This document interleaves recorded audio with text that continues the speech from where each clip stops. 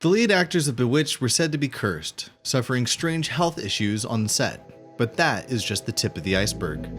From secret feuds to scandals that shocked the world, many beloved TV shows from the 60s to 90s had dark, twisted secrets.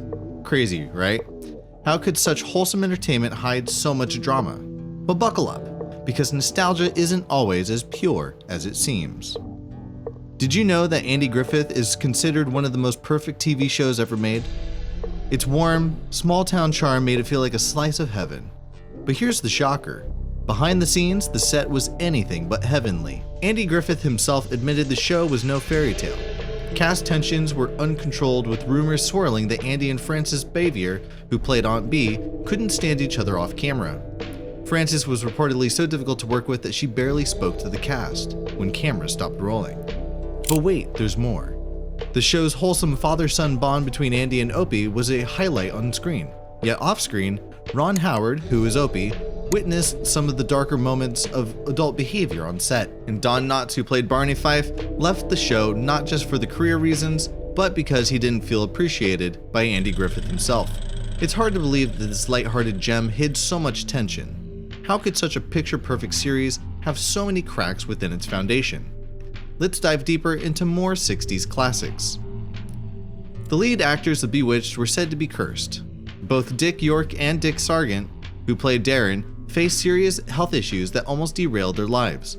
But here's where it gets even weirder. Elizabeth Montgomery, the beloved Samantha, wasn't spared from the drama either. Dick York, the original Darren, had debilitating back pain that left him bedridden during filming. His sudden exit led to the infamous recasting with Dick Sargent, which sparked outrage from fans.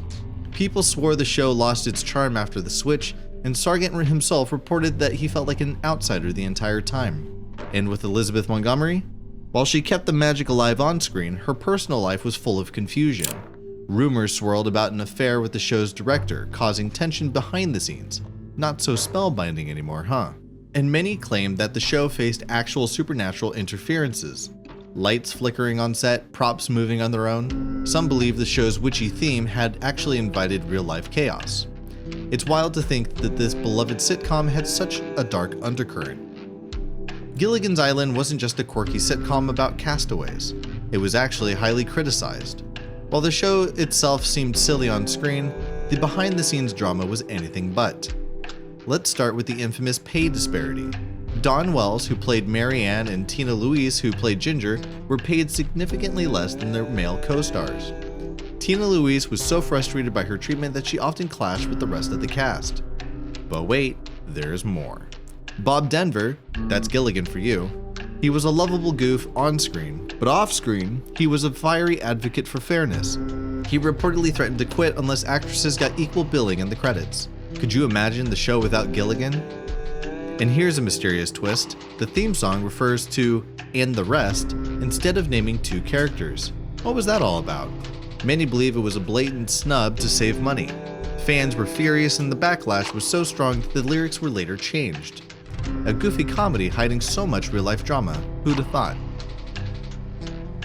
Star Trek promised to take us to the stars, but behind the scenes, it was a battle zone of egos, racism, and sexism.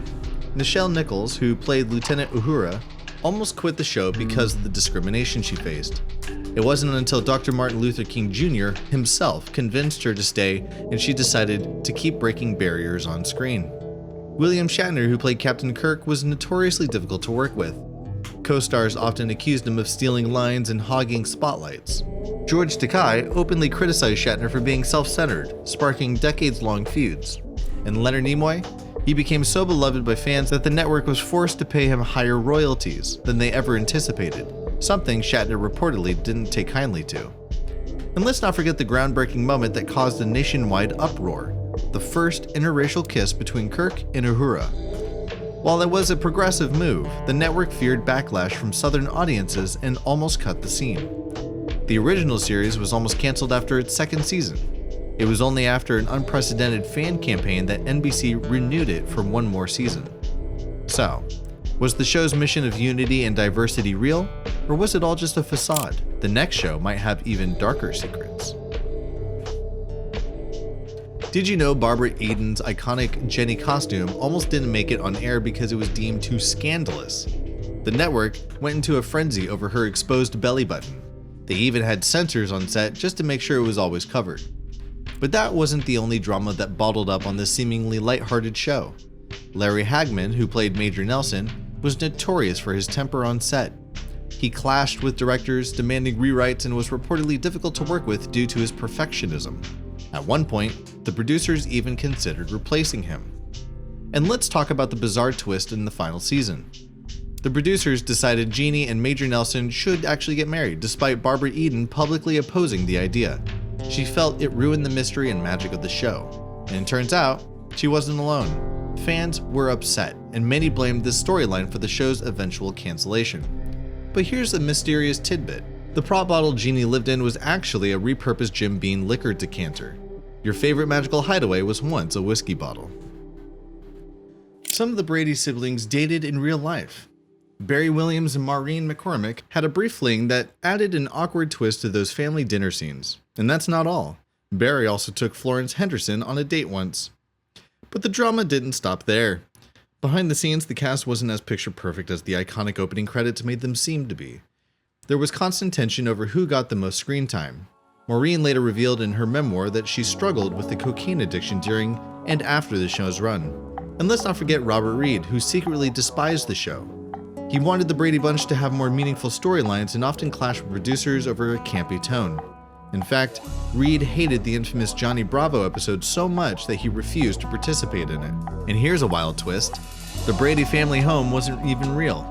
Exterior shots were filmed in a Los Angeles house that became so iconic fans still flock to it today. So, was this perfect family all just a shiny illusion? Or was it proof that even the happiest facades can hide the darkest secrets?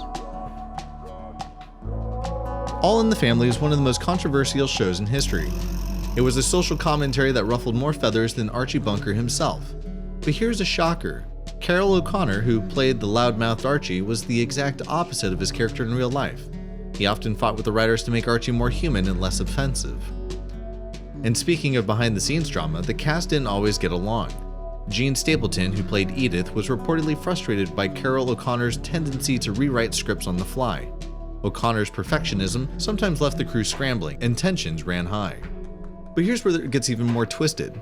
Audiences loved Archie so much that it backfired. The show's goal was to highlight his flaws and challenged bigotry, but some viewers missed the point and idolized him instead. Norman Lear, the show's creator, once admitted he was horrified by how many fans saw Archie as a hero. And let's not forget the controversies off-screen. The show's unflinching takes on racism, sexism, and homophobia led to protests, angry letters, and even death threats of the cast. Supposedly, the Fonz wasn't supposed to be cool. Originally, Arthur Fonzarelli was written as a comic relief sidekick, but Henry Winkler's charisma transformed him into the ultimate 70s icon. The leather jacket? It only happened after network executives agreed he wouldn't be riding his motorcycle too often. But not everything was happy behind the Happy Days scenes. Ron Howard struggled with feeling overshadowed by Winkler's popularity. Despite being the supposed lead, Richie often felt like a sidekick to the Fonz. And speaking of rivalry, Aaron Morin and Scott Baio reportedly couldn't stand each other off screen. And here's another twist. There was a major lawsuit involving the cast. In 2011, several stars, including Marianne Ross, sued CBS for unpaid royalties from merchandise sales. Turns out these lunchboxes and action figures featuring their faces didn't bring any money their way. Was Happy Days really the nostalgic comfort food we remember, or was it full of cracks hidden beneath the surface? And what else could possibly be brewing in the golden era of sitcoms? Alf, the mischievous alien from Melmac, was almost a completely different character. Originally, the lovable alien was supposed to be a dog instead of a cat-eating alien from outer space. But as crazy as that sounds, the show's true controversy wasn't just in its concept, it went down behind the scenes. The show star, Paul Fusco, who voiced Alf, had a love-hate relationship with the rest of the cast. While Fusco was the genius behind Alf's voice and personality, tensions arose over how much control he had. The other actors, particularly Max Wright, were frustrated with Fusco's tendency to overshadow them, and the relationship became so strained that rumors of feuds began to surface. But here's where the real scandal begins. The show's cancellation wasn't as simple as ratings. Allegedly, the network pulled the plug after a series of unwanted behind-the-scenes drama and personal issues with Max Wright, who reportedly had run-ins with the law during and after the show's run. Rumors about his personal struggles with addiction and toll it took on the production added fuel to the fire. And get this, Alf was so popular the producers tried to create a spin-off, but Alf's legal issues got in the way. The show eventually was deemed too risky for further investment. Now, what if I told you the shows that defined family values in the 80s were actually hiding a much darker truth?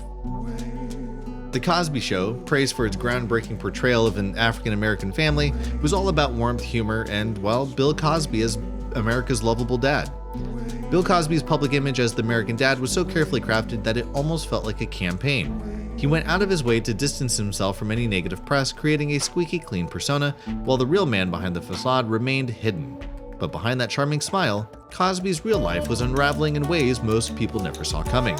The Cosby Show became a symbol of success for black families on screen, yet the man at the heart of it was living a secret double life. Cosby was accused of sexual assault by multiple women for many years, but the public turned a blind eye.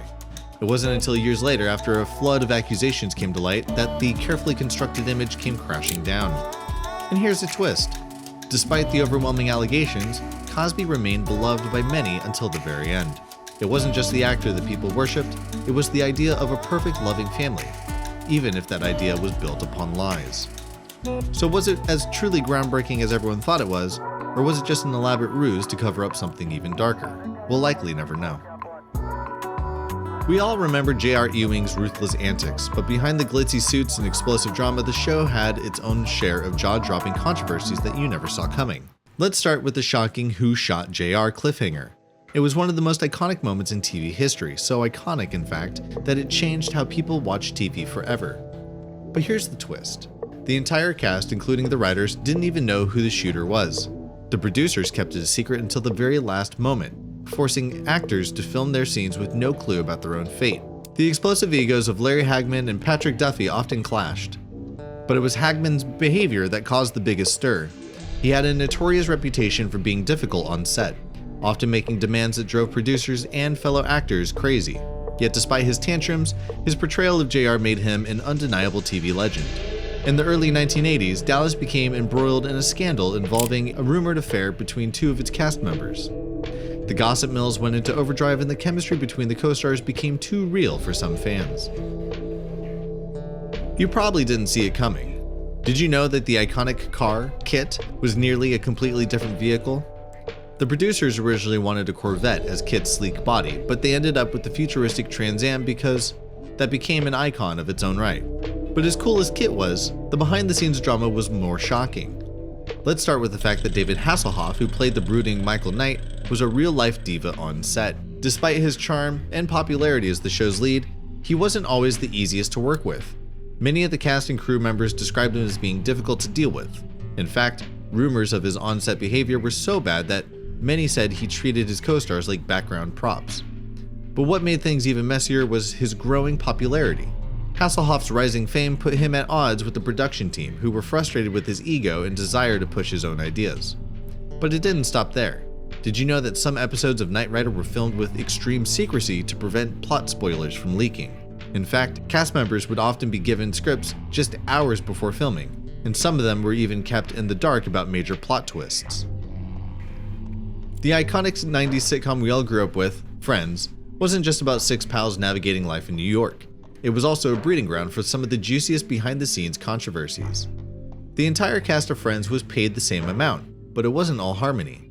They were reportedly so united in this equal pay stance that they forced the producers' hand into giving them huge raises. But here's the twist.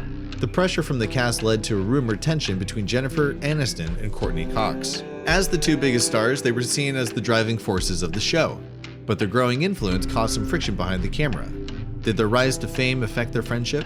And just when you think it's all roses and rainbows, let's talk about the unspoken curse that followed the cast after the show ended. Remember how all six of them were beloved by millions? Well, in real life, the Friends cast members struggled with their own dark sides. David Schwimmer admitted to feeling an intense pressure to always be funny, and Matt LeBlanc faced a series of career missteps post-Friends, including failed spin-offs and personal struggles. But here's the kicker. Friends' success was partly built on a toxic work environment where personal boundaries were often crossed. Was Friends really the wholesome, carefree sitcom we remember? Well, clearly not. The city of New York was supposed to be diverse, and yet the set was entirely all white.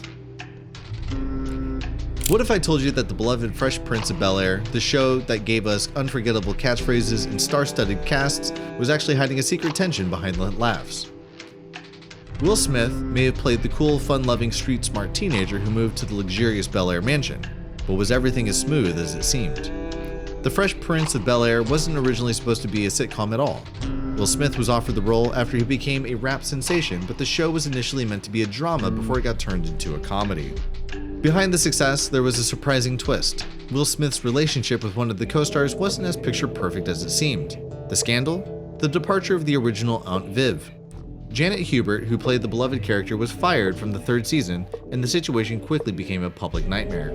Reports of tension between her and Will Smith on the set swirled, with some suggesting that Will's growing fame and the show's success contributed to the conflict. The feud was so intense that it led to an epic public falling out between Will and Janet, and the actress later accusing him of being arrogant and disrespectful during their time working together. Roseanne was one of the most groundbreaking sitcoms of the 90s, and it almost didn't make it to the last season due to a massive blow-up behind the scenes. The show was praised for its raw, unapologetic portrayal of working-class America, but the real drama was happening off-screen. Let's start with this bombshell. Roseanne Barr, the star of the show, was known for her bold humor, but what most people didn't realize was that she had an explosive temper. The actress-turned-producer's outbursts were infamous on set, and rumors of her firing staff and clashing with the entire cast circulated for many years. Roseanne's behavior was so erratic that the entire show almost collapsed during its 5th season. What ended up saving it? A huge salary bump and a public apology to everyone involved. But the twists don't end there. Roseanne's feud with her co-stars was no secret. John Goodman was reportedly fed up with Roseanne's antics, and Sarah Gilbert often spoke about how difficult it was to work with her. Then, the real controversy hit after the show's revival in 2018. Roseanne's racist tweets led to the show being canceled overnight, causing chaos within Hollywood. The show that gave us UFOs, creepy monsters, and government cover-ups was also hiding a real-life conspiracy of its own behind the scenes. Sure, we all remember Mulder's obsession with aliens and Scully's sharp skepticism, but the truth is, the drama between the show's stars was far stronger than any saw on screen. Did you know that The X-Files almost didn't get made due to the actor David Duchovny because he wasn't sure he wanted to be a part of it? The show's creator, Chris Carter, had to literally convince Duchovny to take the role as Fox Mulder. But once Duchovny signed on, things took an unexpected turn. Turns out, the two were not on the same page about the show's direction. Duchovny, who quickly became a breakout star, clashed with Carter over the series' tone and pacing. Their creative differences often led to very public feuds that nearly derailed the entire show. And if you think that's the end of it, guess again. Gillian Anderson, who played Dana Scully, also had a massive falling out with Duchovny. For years, there were rumors that the two could not stand to work together, and their on-screen chemistry was often strained due to their off-screen tension. It wasn't until much later that both admitted how difficult it was to maintain a professional relationship while juggling their egos and personal struggles. But what are your thoughts? Which of these controversies shocked you the most? Let us know in the comment section below, and make sure to check out our Dark Secrets lineup of 90s shows. Don't forget to subscribe for more shocking reveals, and we hope to see you next time. Thank you for watching.